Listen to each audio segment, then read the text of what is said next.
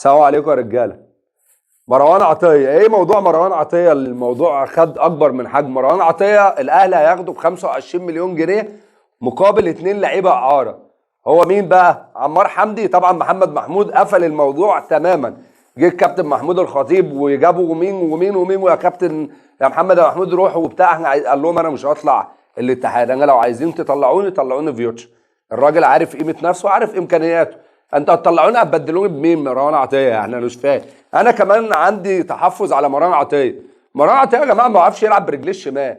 حد كده ياخد كلامي ده ويقول يا عم ده الراجل ده بيقول اي كلام. افتح اي منصه انت عاجباك وهات من عليها مروان عطيه، اتفرج عليه. لو لقيت مروان عطيه ده بيعرف يبص برجليه الشمال ما تتفرجش عليها تاني، ما تتابعنيش تاني، قول انت ما بتفهمش حاجه. ومن الايجابيات برضو اللي الاهلي، زي ما بنتكلم عن السلبيات، لا الاهلي جايب خالد عبد الفتاح من اللعيبه يا جماعه الكويسين جدا جدا جدا. باك يمين متميز، بيعرف يرفع برجليه ويعرف يرفع والكره جايه وبيعرف يدافع. انا شايف ان خالد عبد الفتاح من الصفقات المهمه واللي كنا محتاجينها قبل كاس العالم للانديه، عشان طبعا انتوا عارفين محمد هاني بعافيه شويه لسه ناشئ. كريستو من اللعيبه الكويسين جدا يا جماعه، وصفقه محترمه بجد، يعني من اللعيبه الهجامين اللي بيعرفوا يجيبوا جوان. كريستو في الدوري التونسي لعب 5 ماتشات، سجل 4 اهداف وصنع هدفين.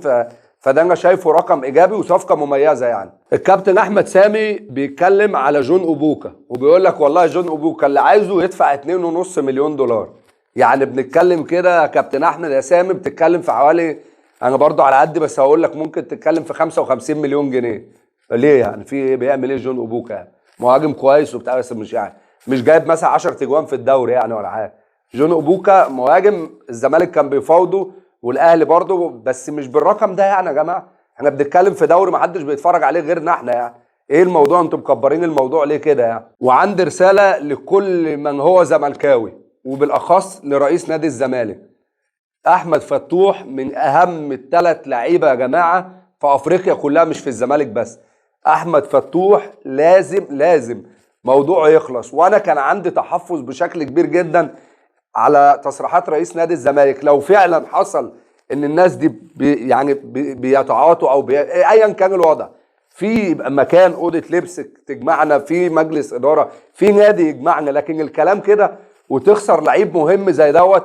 انا شايف ان موضوع احمد فتوح ده لازم يخلص، لان الزمالك يا جماعه عنده افريقيا وعنده بطولات مهمه داخل عليها، وعنده دوري وعنده كاس وعنده سوبر.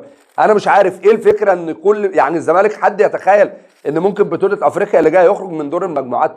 عشان برضه كل ما الزمالك يجي يقف على رجله، ما اعرفش رئيس نادي الزمالك بحس ان هو بيتعمد في اوقات حرجه جدا ان الزمالك يحصل فيه اللي بيحصل ده. انا ما اتمناش كده، اتمنى ان الزمالك باذن الله يستعيد تاني قوته، عشان ده الزمالك يا جماعه. حد يقول يا جماعه ان الزمالك يا جدعان، الزمالك من ايام الخديوي واسماعيل ما خدش افريقيا، قسما بالله الواحد زعلان. ويا رب تكون الحلقه عجبتكم، ما تنسوش تصلوا على سيدنا محمد وتشتركوا في القناه وتفعلوا الجرس عشان يوصلكم كل جديد.